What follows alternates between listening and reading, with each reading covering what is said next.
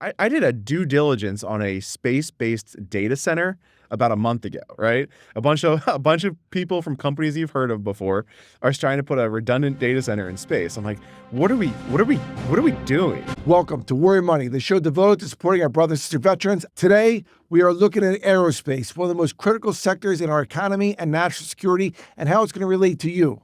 Why? Because aerospace isn't just some big machines and bold missions, from fighter jets to satellites to commercial space. It's about jobs, jobs, jobs, and innovation and the future of defense. So listen, as for veterans, this sector offers opportunities that align with the skills, the discipline, and the mission-focused mindset that you developed in your service. So let's get after it. All right, big question. All right, let's do it. Yeah, so listen, when I look at the really aerospace, when you look at that, it's right now roughly about a $200 billion market. It's going to go to basically a $900 billion market within the next 9 years. But that's just on the aerospace. Not even talking about the manufacturing, which is about the same size of that.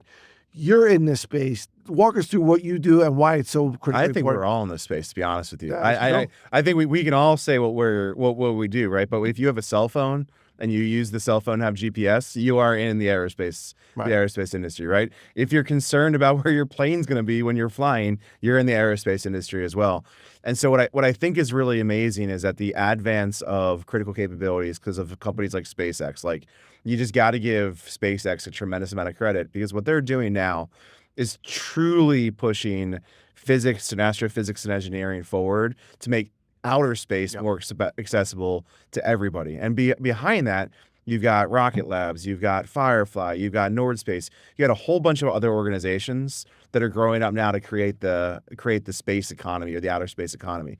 But what that'll also do, and there's a cascading effect, like all of the components and all of the engineering and all the physics that go into the space industry are also supportive of the aerospace industry, where our planes fly, the communication methods that we have, the way we navigate, the way we think about what we can do in space. That all becomes because we've graduated from one domain to the next domain. Right. And we look at domains. Yeah, domains like you're talking about land, air, sea, space, and cyber. Those 5 domains where, again, even in the government sector, we compete against competitors and we compete with them in space now, big time. Totally true. We compete against them. And the amount, so you're right, like we can talk about it as an economic value, right? So there's going to be about $1 trillion space economy within the next 5 years by about 2030. What will really explode that value is when we go from having hardware in space to we create finished product or derivative product in space, right? So when, this is going to sound crazy, but when we have like space-based manufacturing and space-based healthcare and space-based pharmaceuticals and other things that happen because they're derived from space, it's going to blow your mind at how fast that's going to compound. One of the reasons for that is compounds from a pharmaceutical perspective, just for example, they mix differently when they're in space, right? So there's a different component to that. I did a due diligence on a space-based data center about a month ago, right? A bunch of people from companies you've heard of before are trying to put a redundant data center in space. I'm like, what are we doing? Yeah. So the reality is, like, once there's an economic value, a true economic value from a derived product in space, that means that the whole economy is going to change, and I think shift north. Or shift north, shift to the state, you know what I mean? But like the other reality is there's an emerging ecosystem of companies that are responding to, if we're gonna make launch cheaper, we're gonna use reusable rockets, we're gonna have satellites in orbit. How do we bring them back to Earth? Yeah. Like what do we do with stuff that we make in space and stuff that we have in space, and how do we bring them home? And companies like Outpost Space and a few of these other are making really interesting inroads into like the full life cycle of mission space operations. Yeah, and listen, we're both hockey players, and when I teach this at Wharton, I always tell my students, like, always think about what's in it for me, because that's what these folks, whether they're student or listeners out here. So if I'm a veteran right now, and I'm listening to Worry Money, right? Yeah. And I'm liking and subscribing, I'm sharing it, right? Why should you care? What's in it for you? What's in it for you is whether you need a job or not. Maybe your brother or sister does. Maybe your sons or daughter does. Your nephews and nieces, right? And so when you talk about aerospace, when you look at North America, we get about 42% of market share on aerospace right now. Mm-hmm. But you look at where that's growing, that market is growing 8 to 9% every year. So like a hockey player, you got to, when someone asks Wayne Gretzky, how are you so great? How'd you know where to pass the puck? He goes, I didn't pass the puck where people were. I passed the puck where people were going to be, and that's how I got so many assists. Every conversation I have with anybody, you're either in the AI economy or you're in the space economy. That's the economy that you're in right now if you want to be in a growth economy. And then what I mean by that is also all the subcomponents of each of those economies, right? That doesn't mean that everything has to be the sexy front end of a ChatGPT or an LLM, right? You need to make semiconductors. You need to make energy sources. You need to make things that enable the economy of artificial intelligence, right? Yep. And then you also have to make things that support the economy of space, right? So when we get better propulsion, when we get better engineering, when we get better reusables there, that'll have an impact on both economies that aren't so sexy, but as well as here. And I'd really rather be at the bleeding edge of things that are interesting and making my money there, especially when I'm early in my career, than trying to languish in a career that's kind of past its prime. That, I think, is the true lesson. Like, right? If we're talking to transitioning service members and you're trying to figure out, hey, I got this fresh start in the civilian career, whether it's 4 years or 8 years or 12 years or 20 years, what do I go do? And the question should be, what part of the economy do I have an interest in that's growing the fastest that I can attach myself to? You can't do anything if you're going into an economy that's dying. There's very little you can do to create the momentum behind it. But what parts of the economy have a wave behind it? It's artificial intelligence in space. And I've got to give credit to the Trump administration for both the AI action plan that they've created, as well as SPD3, which started during the first Trump administration, but also the focus that they're putting in the space economy right now. It's really impressive. Yeah, can you walk us through what did the Trump administration just announce with the Commerce Department specifically, if you don't mind? Yeah, they're going to elevate so there's a whole bunch of disparate organizations with the United States government that are all getting after the problem of space. Like, how do we regulate it? FAA. How do we track it? How do we do it for commercial organizations versus defense organizations? And how do we build out this infrastructure, right? It's been traditionally done by the United States Space Force, right? So back in 2017, the Guardians. There you go. Before the Guardians existed in 2017, the Trump administration, through Vice President Pence at the time, created the Space Policy Directive, which mandated certain rules, right? That was going to be in the Office of Space Commerce, Department of Commerce. What's happened over the past several years is they've now elevated that office, or they're in talks to elevate that office to an actual direct report of Secretary Lutnick in the Office of Space, Department of Commerce, to create the Office of Space Commerce as a standalone organization. That's a huge deal because that really prioritizes both the commercial industry as well as the defense industry and allows them both to grow the way they need to.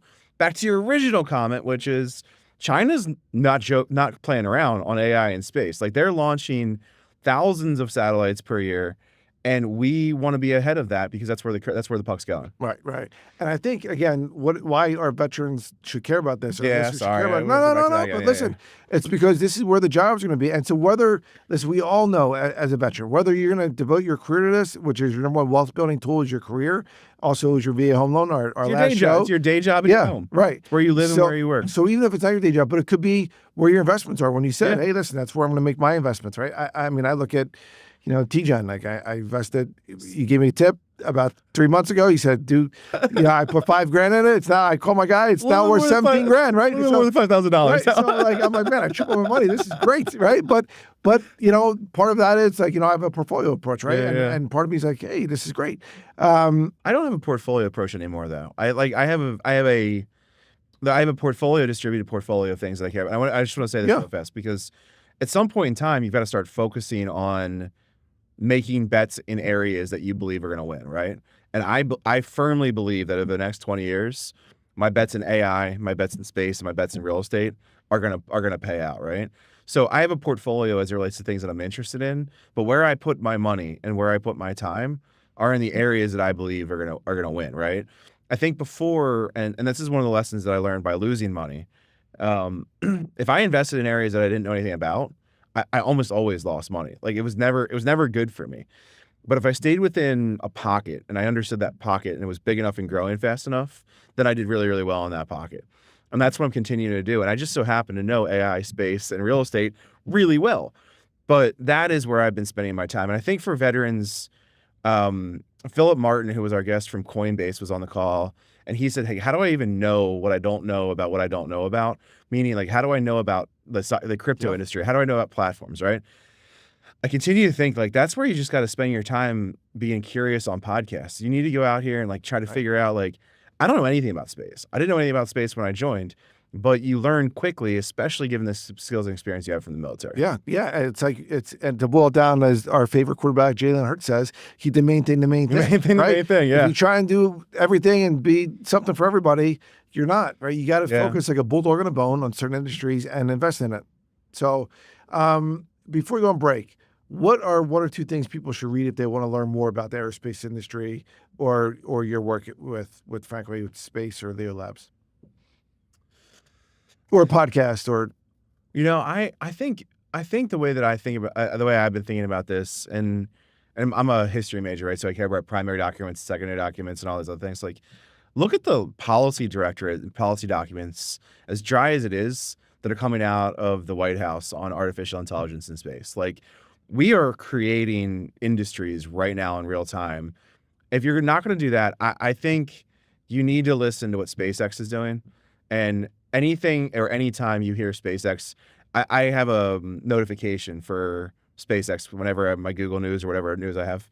Like, whenever they say they're doing something, the whole world's paying attention to it. Yeah. It's not just me paying attention to it. Like, everybody's paying attention to it.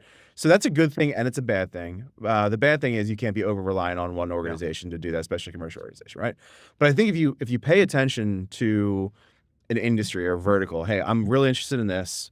I want to see what the government's doing from a regulatory perspective. So cryptocurrencies, artificial intelligence, space, banking, regulation, like that's all changing really fast right now. And then secondly, what are the leaders in that industry thinking? Like, what are they talking about? Like Elon Musk, what does he care about? What is JD Vance saying about these things? They're the sorts of people that I'm really interested in hearing about. Yeah. All right. Well, and it's Los Angeles. Yeah. So SpaceX is in LA. So it's like, just you got to know what's going on down there too. It's a space hub between Colorado. Yeah. All right, so we're going to take a quick break. We covered the aerospace matters and why veterans are well positioned to succeed. But how do you get your foot in the door? And who and what you should be doing before you get that foot in the door, the prep, so when you get there, you can break it down. We'll break it down with actual steps right after the break.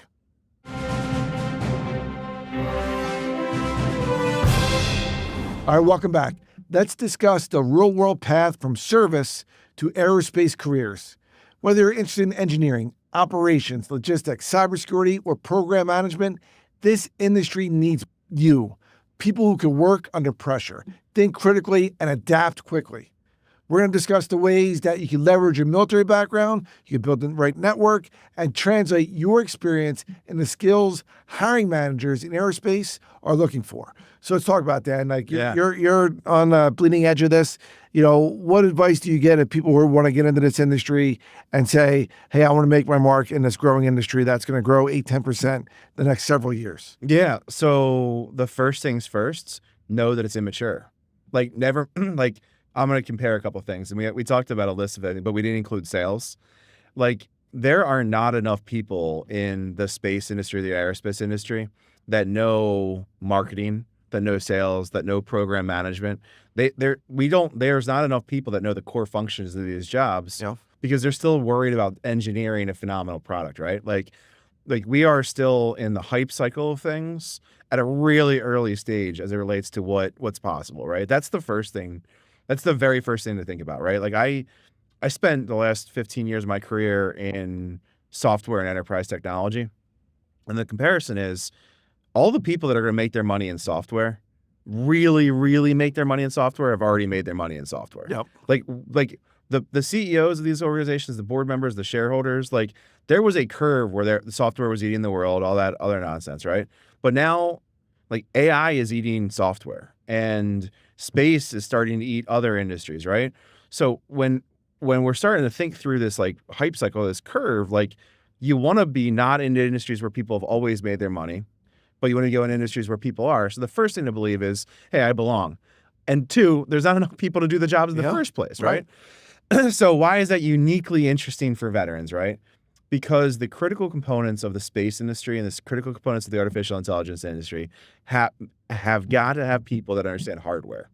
You have to understand what hardware does. And who better to know what hardware does than somebody that's actually worked on hardware? Right. Whether it's a Abrams or a Bradley or a fighter jet or name the platform. It's just a platform that can then be converted to the next platform, because everything is a hardware-dependent organization, because software integrates into hardware in this new environment that we're talking about. Yeah. So first things first, you got to know you belong there. There aren't enough people, so you got to show the willingness to do it. You got to learn it, but you're uniquely situated to do it because you can program manage, and you know how your way around a piece of hardware. Yeah. And I think that's what people don't like. We say, if you see it, you can be it, right? One of our best friends, Brian Masters over at he's a chief warrant officer. He just texted me the other day. I was just a mechanic. How do I get all these things? It's because he understands how things work and how things move, right? Like that's just what we have, right? Yeah, no doubt about it. Listen, I served on the board for several years on BAE Systems, right? They are the world's premier, aerospace defense company, right? And and for me, I looked at folks on the ground, whether it was when you look at where they were building, obviously vehicles in York, Pennsylvania, or whether we were doing intel work, or where we're doing components for fighter jets. Mm-hmm. You look at what those professionals do, and you look at the pipeline of people coming in, and the lack of hey, we really got to invest in this. Totally. The defense base, Yeah, totally. is struggling, and we got to get them off the struggle bus and make these investments and let people know. Just like, hey, you can go be an apprentice and go in the trades if you want. You don't necessarily have to go to college, but if you go to college or you want to do whatever, you want to go into engineering, here's other paths for you as well. One of the number one concerns that I have around the semiconductor industry moving back to the United States, just my number one concern, right? The Taiwan culture has created excellence in building semiconductors, right? U.S. does not yet have that culture, or we have not yet instilled that culture. It is a critical component to this. So my point to you is, it takes generations, it takes time to culturally do really, really well at some of these things, right? We had we won World War II because of our production capabilities coming out of Europe, right? We were the best in the world at it. That spun off all these different brands. And then over time, we let a lot of those jobs and a lot of the industries offshore, reshore, go someplace else. I'm sorry, not reshore. We need to reshore because those jobs coming home again, and COVID really, I think, accelerated this. We need a labor force and a workforce that understands how to build stuff here in the United States. Right. Who is better trained to do that? I'm asking. Who's better trained to do that? Right. I mean, because you look at the numbers. I mean, and we train our own people. Right. Yeah. And part of it is it's because Americans were willing to work longer hours than most. We have a good work ethic, et cetera. But historically, we won World War II because of the arsenal of democracy, right? And you look at now, the arsenal of democracy is really going to be in AI, in the shipbuilding, and there's things that we need now because we want to be the arsenal of democracy because we have shared values with our partners versus other folks who don't have America's best interest at heart. And the reality is the technical skills that you learn in the military that you've already been taught on are translatable to a shipyard. They're translatable to a factory floor. Like, these are the things that we need to bridge gaps for, that everybody doesn't have to leave the military to go get an MBA to go read a spreadsheet, right? You don't have to do that. Like, I don't like spreadsheets. I don't even like to do them. But and ChatGPT, frankly, can do a spreadsheet for you. We need people that actually know how to build something. And I don't know a more qualified group of people or segment of people that are more biased to doing that than our veterans. We train you, you learn it, you go to AIT, you come out of AIT, you do a technical job for a few years, you're really good at it. Go find those jobs, and employers have to open those jobs for those folks. Yeah. And I think part of it is that, the veteran, it's incumbent on you as a veteran, especially if you're transitioning, to translate those successes that you've done. Totally.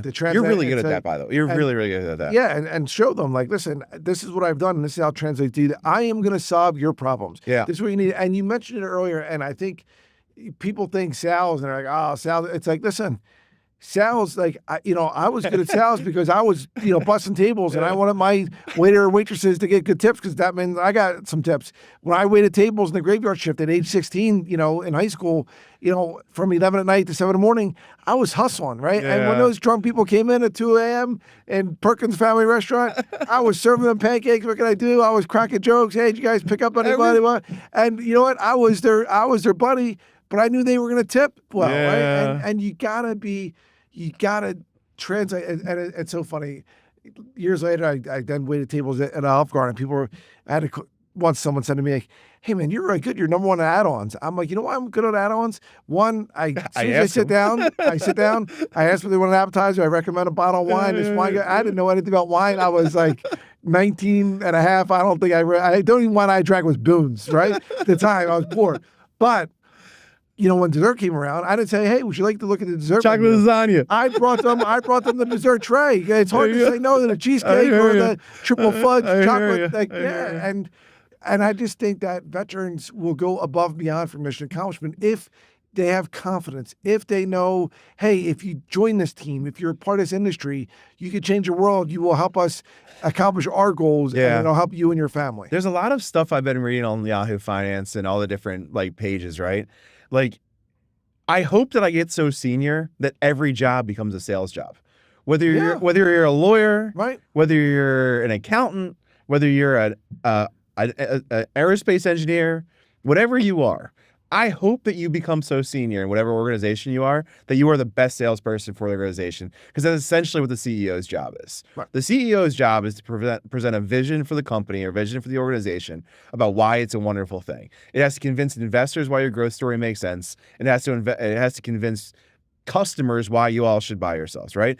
Everything internal, everything administrative is the job doing the work, right? Yeah. At the front end of it is, how do we communicate, how do we build, and how do we grow? That is what the most senior person in an organization is. A managing director of a private equity firm or venture firm.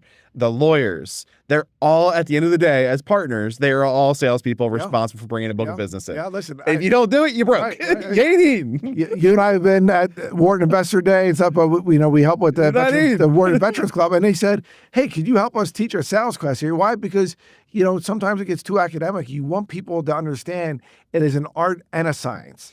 And it's really critically important. I know we're both passionate about sales. I actually think this is one of my most passionate topics that we've talked about. Right? And by the way, like historical note, the largest pharmaceutical company in the world is Johnson & Johnson. Their last CEO that made over $20 million a year was a West Point graduate, Army Ranger, Wharton graduate. What did he do? Sales for Janssen. He was a sales rep. Yes. And then a lowly sales rep. Went to school at nighttime, from what I understand. He went to the night MBA program. Right. And I do think that's the grit that our veterans have, that they're willing to do whatever it takes.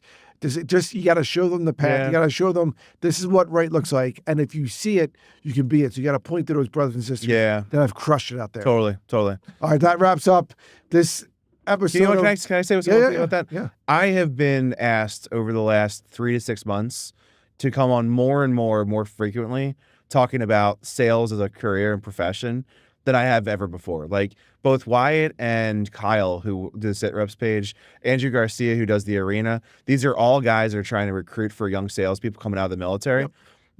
There's an understanding now that's changing right now. It wasn't always like that, but people now understand that that's changing. Yeah, it's all about sales, and it's where the money is. BD business development. I used to tell people, like, I was a hell of a lawyer, all this stuff, but I was also a good lawyer because I brought clients in. There you go. And I made the ask. As they said in that great show, the great movie ABC, always be closing. And it's coffees for closers. That's right. So, all right, that wraps up our show.